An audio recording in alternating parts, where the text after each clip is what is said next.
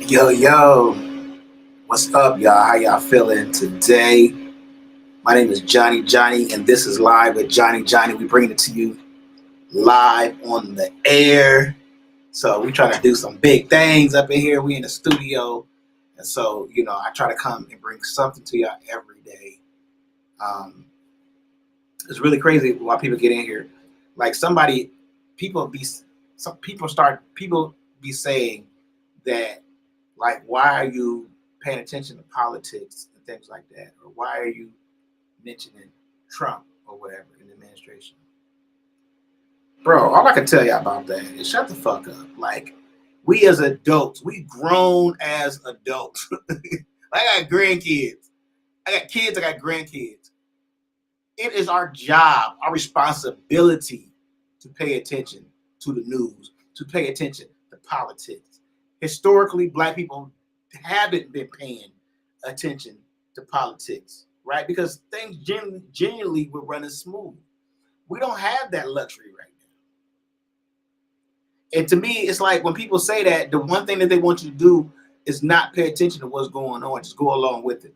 Go along to get along. Nah, bro, we not in no cult. We not in no cult. If we don't like it, we're going to say something about it. Bro, like our ancestors marched. When they didn't like shit, they marched. And now we got the internet. We can come on here. We can say what we want to say. And we shouldn't be in fear of losing our jobs and shit like that. But that's the way a lot of these people are. Like with the Charlie Kirk thing, when they felt like, oh, you say something, we could go take your job. Like now they thirsty for that. You say anything about anything, they're gonna go try to take your job, try to call in or whatever with your job. Like these people are insane. Because you don't agree with what they on and how they damn near destroying the world and separating the world right now, then you can't work. You can't provide for your family. But then they jump back and call us lazy. You try to get us fired. You try to get us fired on DEI. So we can't get hired. We got to sit at home and then sit back and call us lazy. Like, come on, man. These people are insane. And it don't seem like it's getting no better. No better.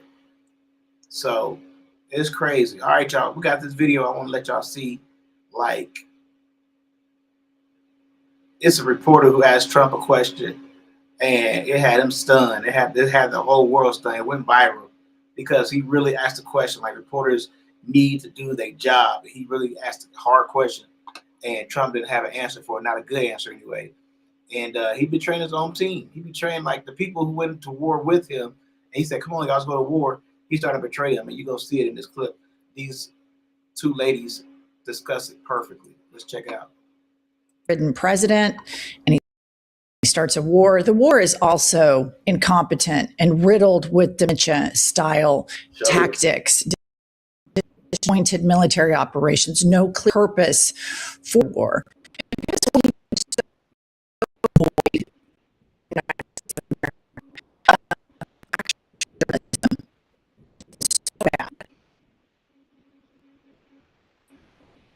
So, we know every day we wake up is something else.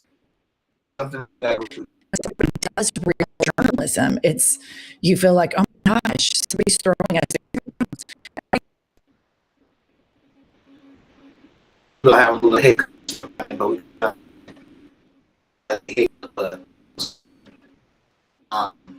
every day is something.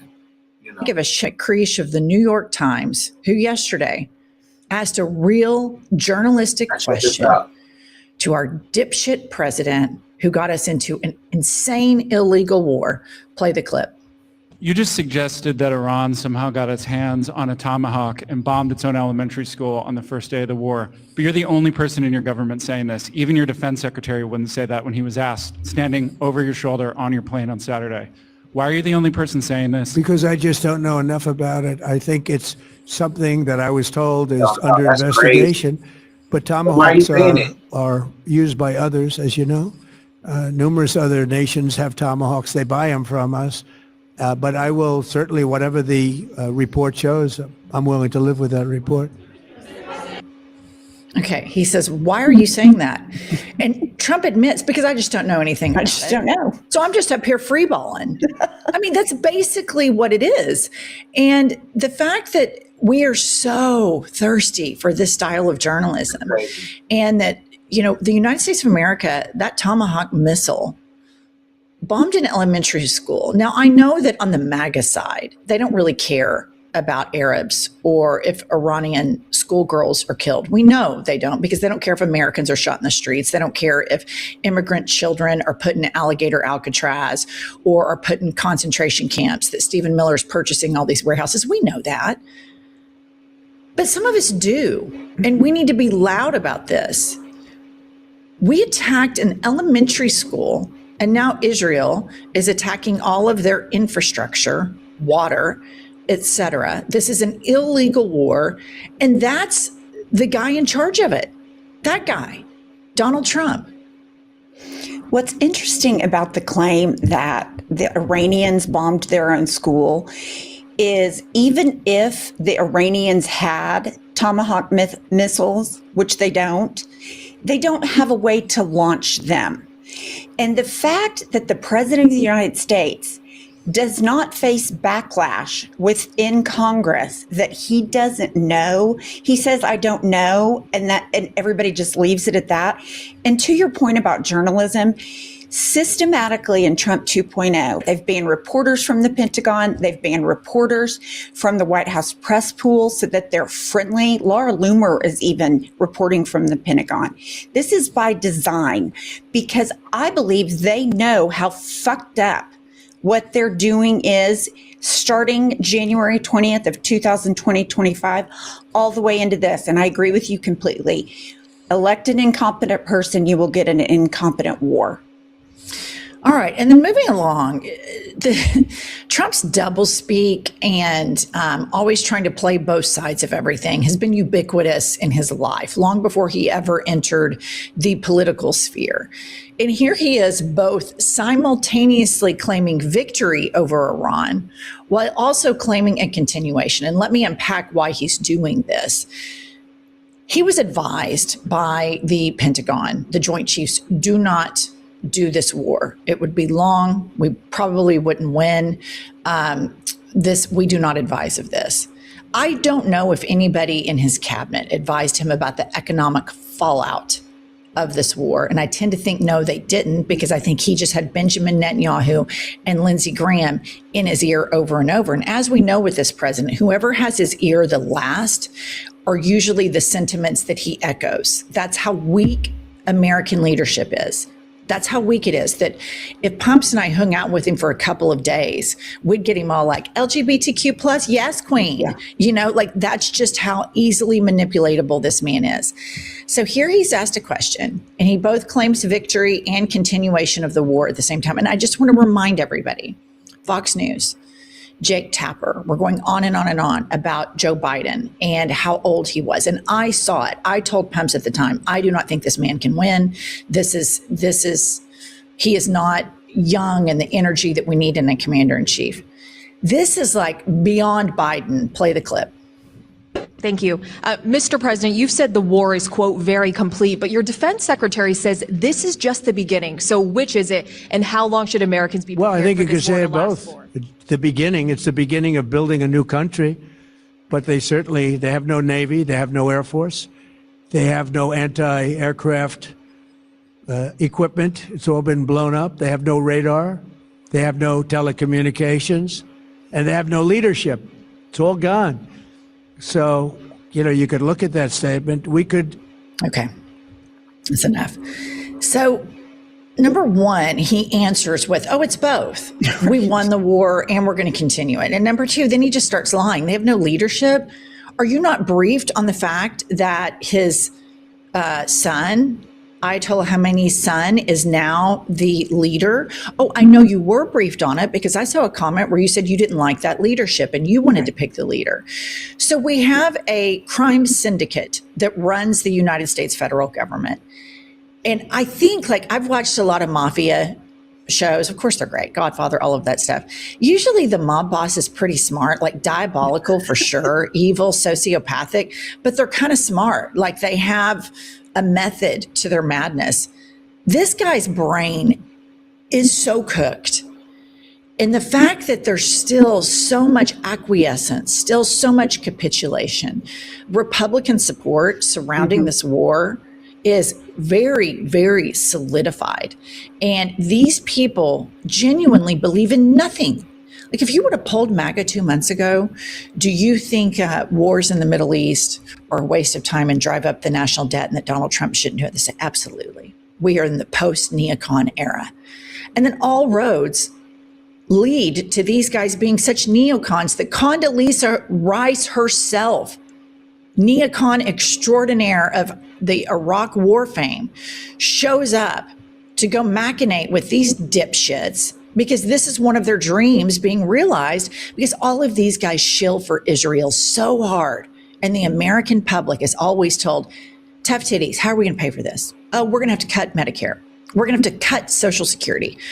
This war is still going on. We have very little opposition to it, none in the Republican Party, but I haven't seen Democratic leadership come out in force.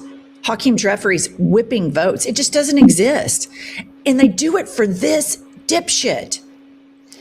When I watched this, I thought, this is one advantage of not having any plan for a war, any objectives for a war, because then when you go in and you fuck it all up, you can say, oh yeah, I won, and just take what you want as justification for how you won. I mean, we've heard everything from regime change to military infrastructure to human rights. None of those things have been accomplished. But he has to declare victory because, number one, that's who he is. And number two, I believe that from what I'm reading, so many of his advisors are like, you've got to get an exit strategy. Oil is out the gazoo. The stock market hates this. And he was trying to manipulate the stock market with the war is complete. But yet he has no identifiable objectives on what would make this Iranian war complete. So he just says it is, like he does everything else. Well, I win, and walks away. Well, and I want to add some historical significance here to this. This isn't a Trump thing. This is a Republican thing. Nobody can forget that George W. Bush flew on to one of those big ships with the mission accomplished banner. Right. And this is Republican policy. It is immediately cut taxes, immediately cut programs, and they cut the programs that hardworking Americans pay into: Social Security, Medicare, Medicaid, veterans benefits. They cut it all because they said, we can't afford it. How are we going to pay for this? And then George W. Bush, that smug motherfucker, lands on that ship with a banner that says mission accomplished. And nothing could have been further from the truth. But that is the disdain and the disrespect in which the American people are treated. They prey on a lot of the electorate not having a lot going on culturally. And so people lean into their faith and they lean into their patriotism as cultural identifiers. And so it's exciting. We've all, grown up with this, we went in and saved the Allied forces in World War II. And it's like so hardwired into us. After that ridiculous photo op that George W. Bush did, if you're a producer who hates AI, this plugin might change your mind. This is Reimagine in CoProducer. You can take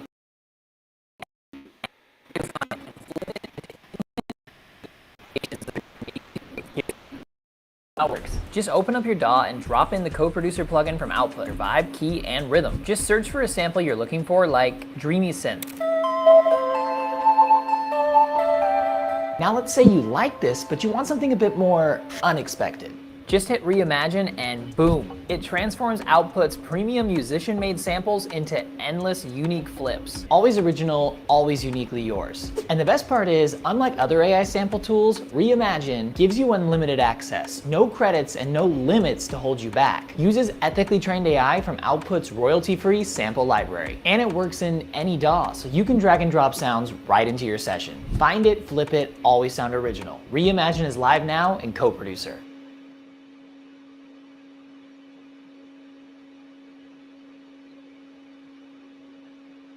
if he would have listened to Colin Powell, he said, this is the Pottery Barn rule. You break it, You own it. And so Trump can say all he wants to, we're pulling out and it's an exit strategy and blah, blah, blah. But the GCC countries and all of the work that we have done for decades trying to get some semblance of peace there, and I'm not saying I agree with all of it. That's another episode for another day.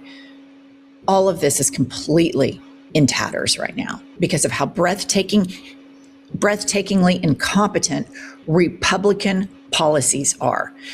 Trump is not the first to do this, and it's important that we always remind the electorate the Republican Party does the exact same thing every single time.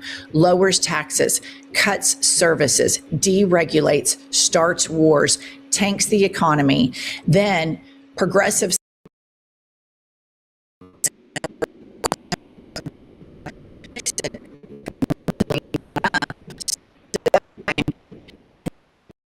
and brings back. But each time it's back further to the right has indicated to our country is what makes each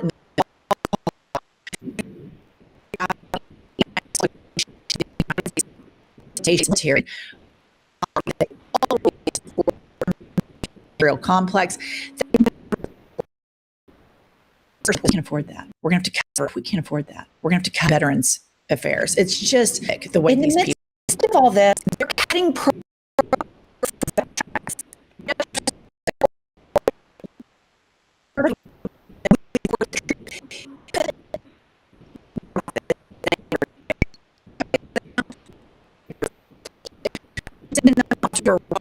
I knew it was a lie.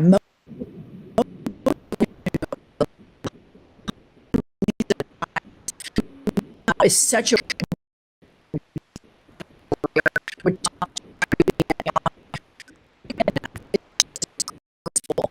how these people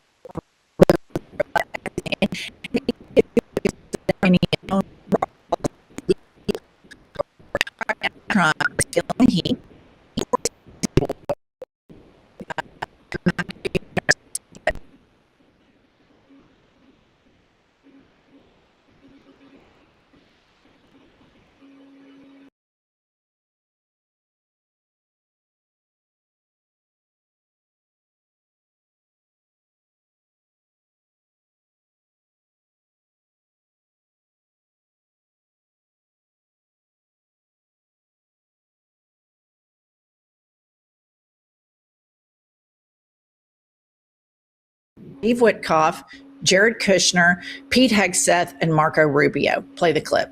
Situation was very quickly approaching the point of no return, and the United States found it intolerable, in my opinion, based on what Steve and Jared and Pete and others were telling me. Marco so involved.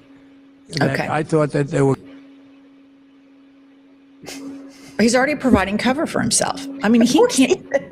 The fact that this guy, when it's like you see T-shirts that are like, Jesus strong, Trump tough, and I've got my eagle with a grenade in the claws, and it says Trump, and I love President Trump, and he's so badass, and he's such a pussy that he can't even take responsibility that, I was advised, I was briefed on all this.